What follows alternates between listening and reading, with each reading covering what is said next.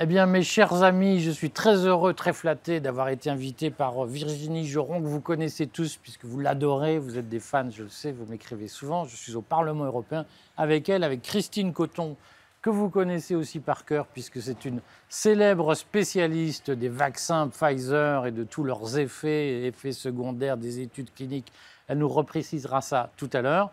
Je suis heureux de les retrouver, de les avoir avec moi pour une série de 4 interviews qui vont être, de 4 débats qui vont être consacrés au point sur l'Europe et la vaccination et le pass sanitaire.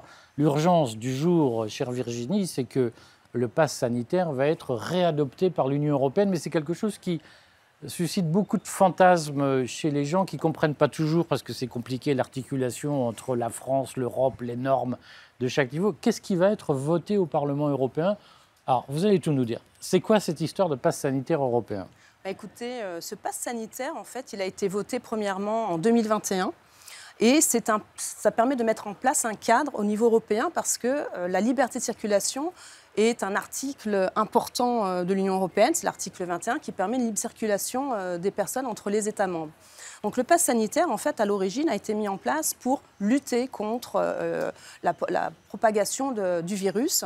Et donc, pour ce faire, pour que les personnes continuent à circuler, aller d'un État à un autre État, ils ont mis en place ce pass sanitaire. Ce qui nous oblige à le présenter quand on va passer nos vacances en Italie ou en Grèce. Exactement, ou en Espagne. Ce qu'on a vécu déjà cet hiver. Et là, la surprise, c'est qu'ils prorogent ce pass sanitaire. On voit bien que depuis, c'était une mesure dite exceptionnelle pour lutter contre cette propagation du virus et qui aurait dû se terminer fin juin.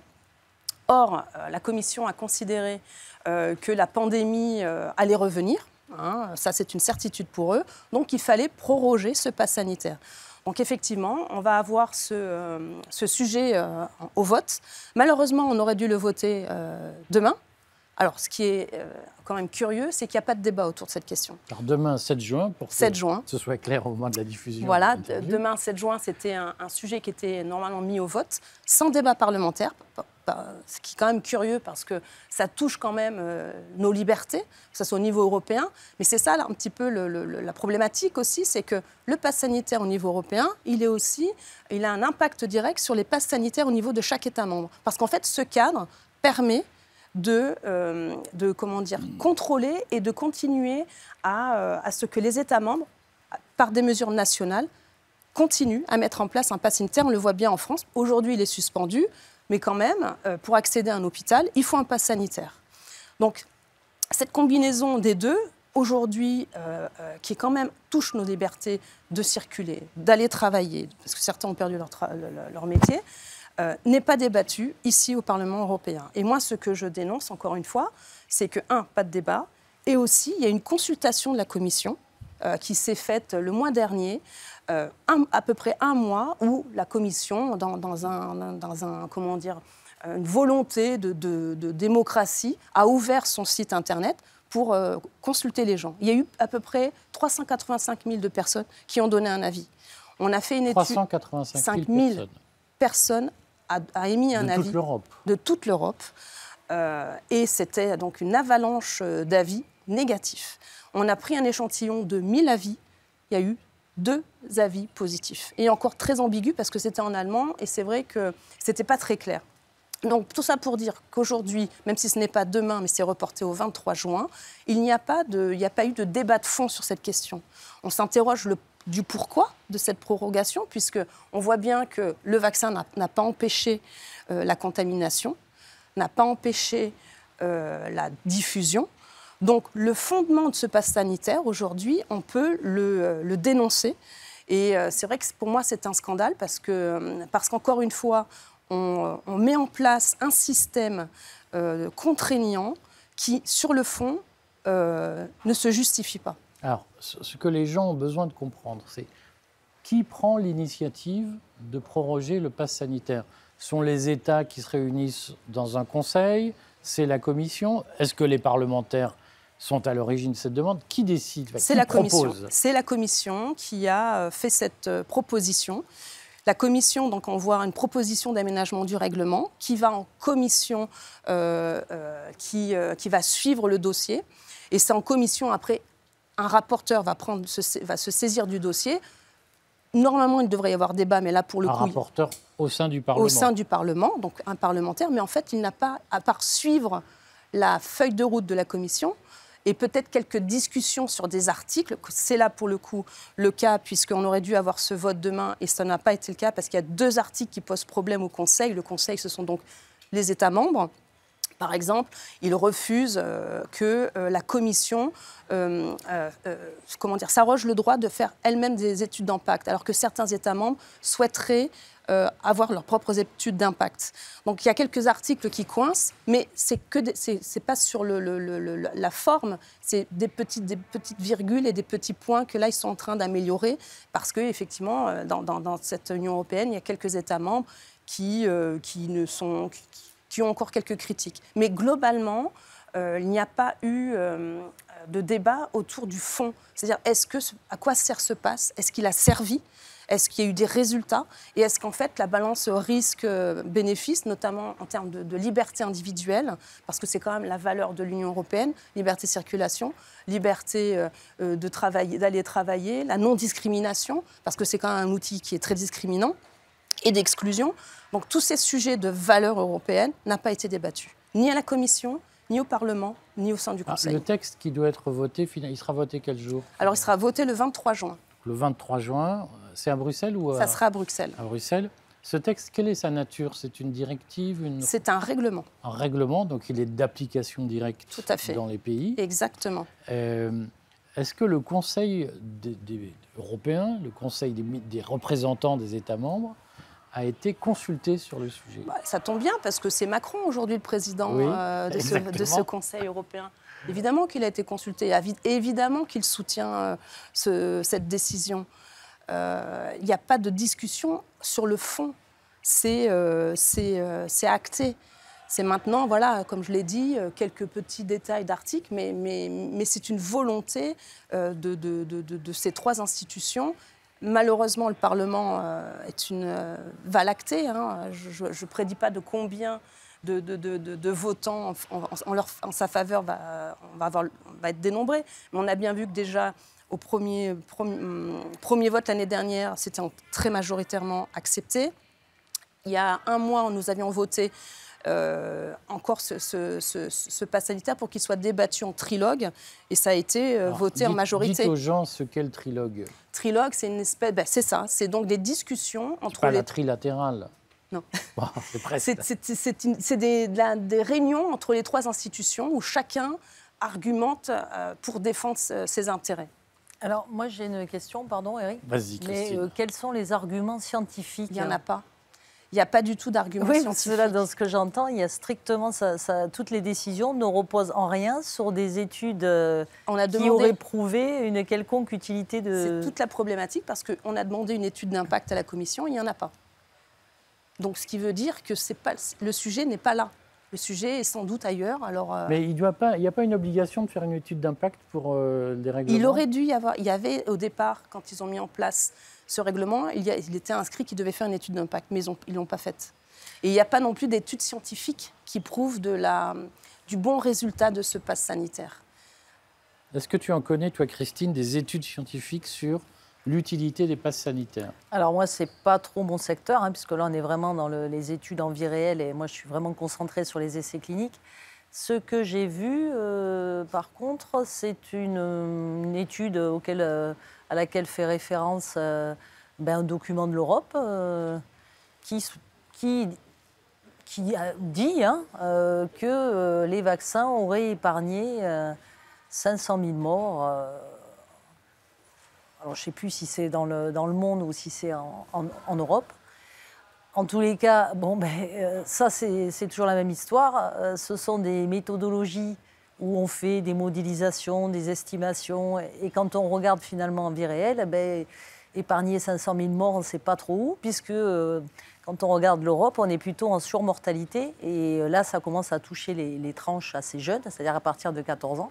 Alors, en surmortalité depuis le début de la vaccination? Alors, surmortalité dès 2021, quasiment, ou la moitié de 2021. Alors, je ne peux pas vous donner tous les chiffres parce que j'en ai partout. Ce sont des données qui sont toujours très contestées. Quand on dit surmortalité en 2021, ça signifie que par rapport à 2019, le vaccin n'a pas permis un retour à la normale dans la mortalité des populations de moins de 65 ans. Voilà, si on veut. C'est-à-dire que la surmortalité, elle est calculée comme étant une différence entre la mortalité réelle et les estimations de mortalité, divisées par, on va dire, quelque chose qui témoigne de la variation, enfin, grosso modo, dans les Z, ce qu'on appelle les Z-scores.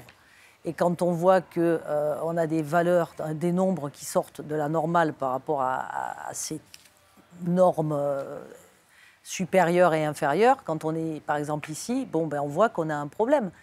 Donc on ne voit pas où ils arrivent à trouver que ça a épargné 500 000 morts. Donc en fait, on en est dans un... Mais je vais quand même un peu torturer Christine.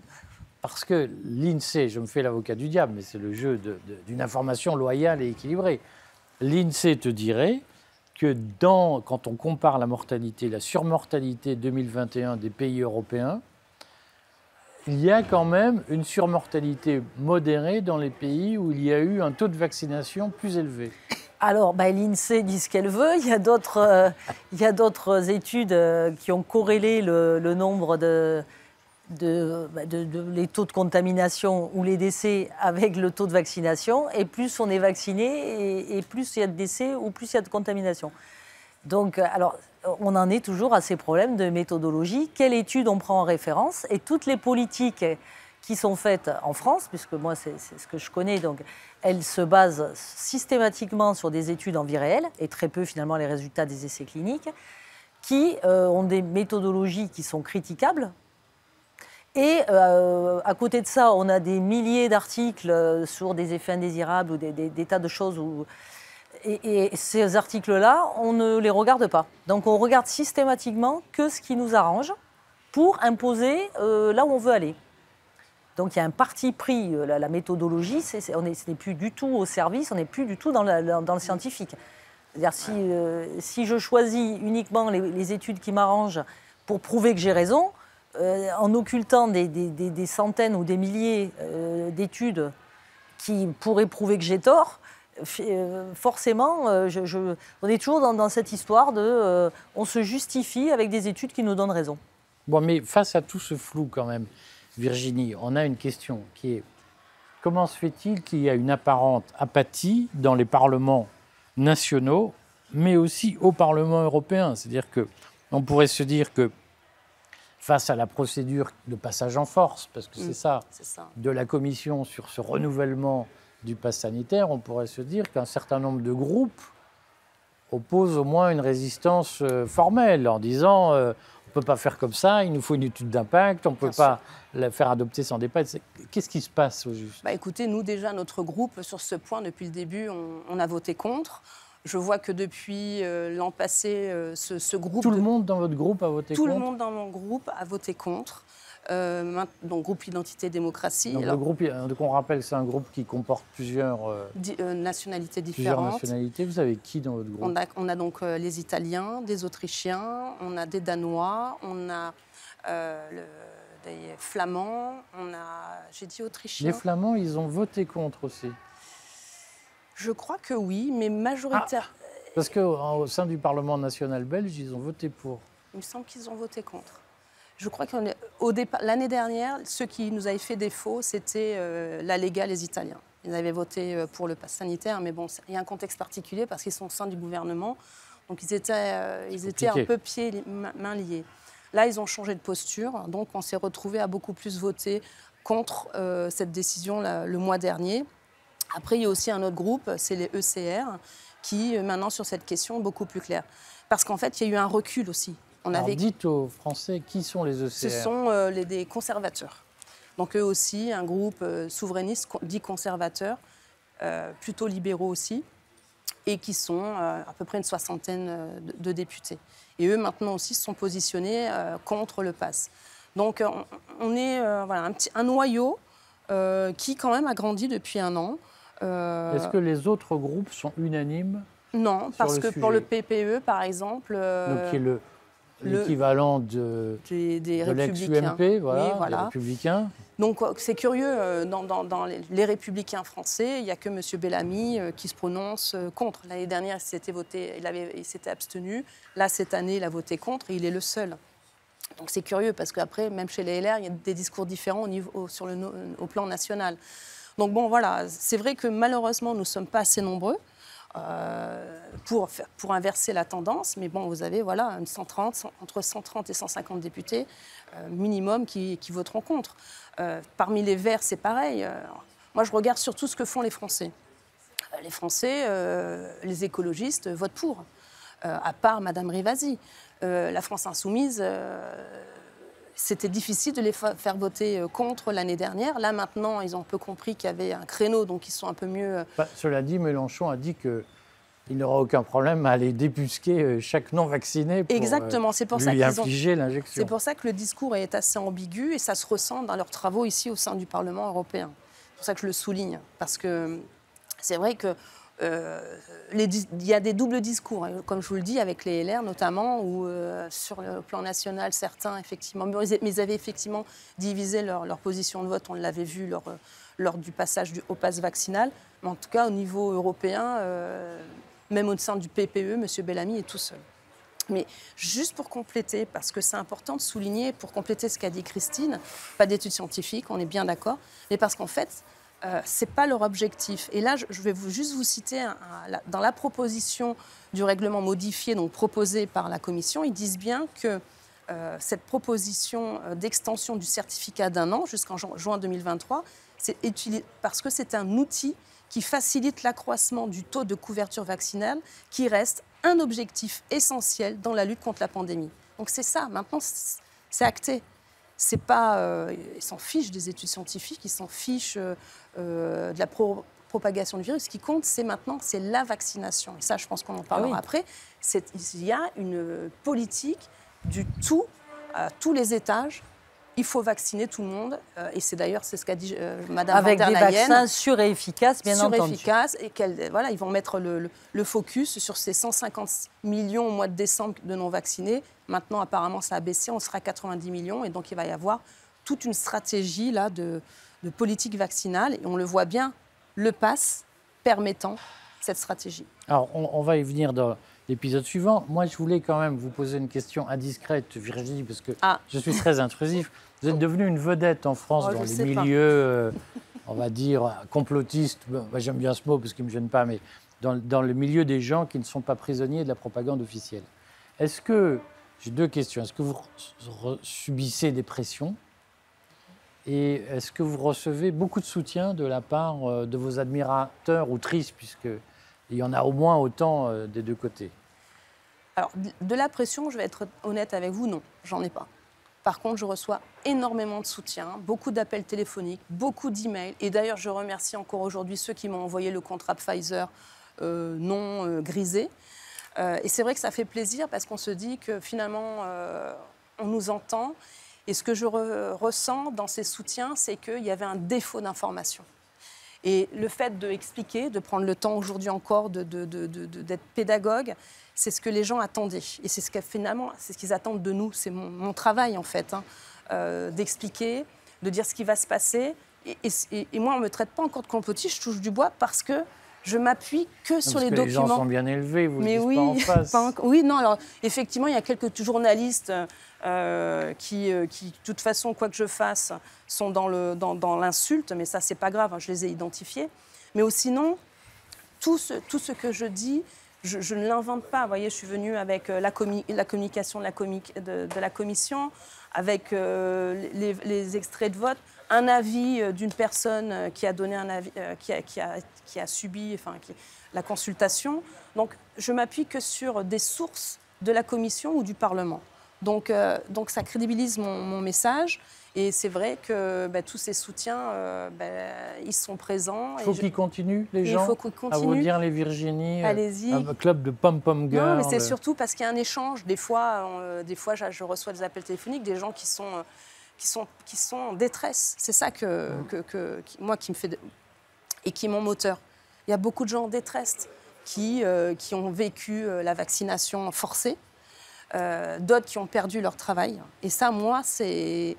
Voilà, je me suis engagée en politique, c'est pas pour être derrière un bureau et rien faire. C'est des gens qui ont voté pour nous, ou peut-être pas, peu importe. Mais il y a des gens qui sont en détresse. Et ne pas les écouter, ne pas